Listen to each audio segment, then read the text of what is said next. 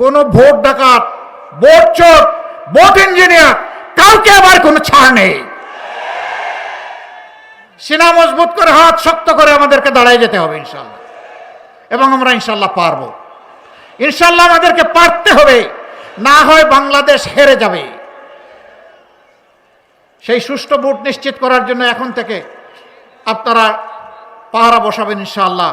সারা বাংলাদেশের পক্ষে এখন জোয়ার শুরু হয়েছে। আল্লাহ তাআলা এই জোয়ারটাকে যেন সংসদ ভবনে নিয়ে পৌঁছায় দেন ইনশাআল্লাহ।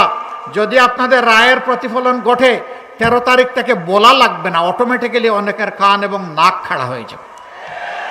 বাংলাদেশ নতুন রাস্তা খুঁজে পাবে ইনশাআল্লাহ। এরপরে বলা হয়েছে এখানে সিএনজির সরবরাহ নিশ্চিত করা। হ্যাঁ, আমাদের ব্লু ইকোনমিতে সমুদ্রে এখনো আমরা সম্পদ আহরণে ঢুকতে পারিনি।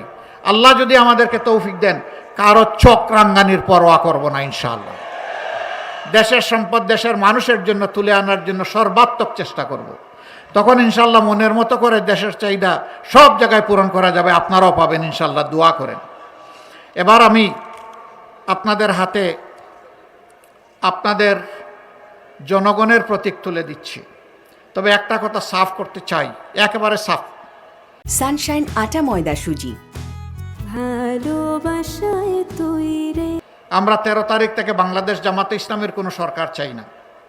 আমরা 13 তারিখ থেকে কোনো দলীয় সরকার চাই না।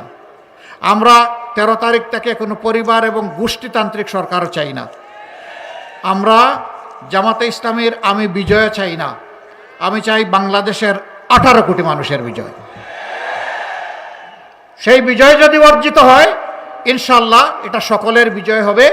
সেদিন আল্লাহর মেহেরবানিতে আমরা সেজদায় পড়ে যাব। আমরা ওই দিনটার অপেক্ষা করছি। আপনারা এখন থেকে দোয়া করতে থাকেন, কোনো কালো চিল আসমান থেকে এসে ছু মেরে যেন আমাদের স্বপ্নকে এলোমেলো করে দিতে না পারে। এখন থেকে পাহারা বসাবেন।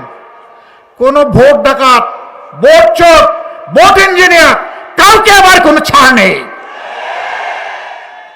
সিনা মজবুত করে, হাত শক্ত করে আমাদেরকে দাঁড়ায় যেতে হবে ইনশাআল্লাহ, এবং আমরা ইনশাআল্লাহ পারবো।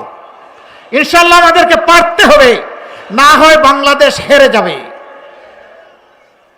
সেই সুষ্ঠু ভোট নিশ্চিত করার জন্য এখন থেকে আপনারা পাহারা বসাবেন ইনশাআল্লাহ।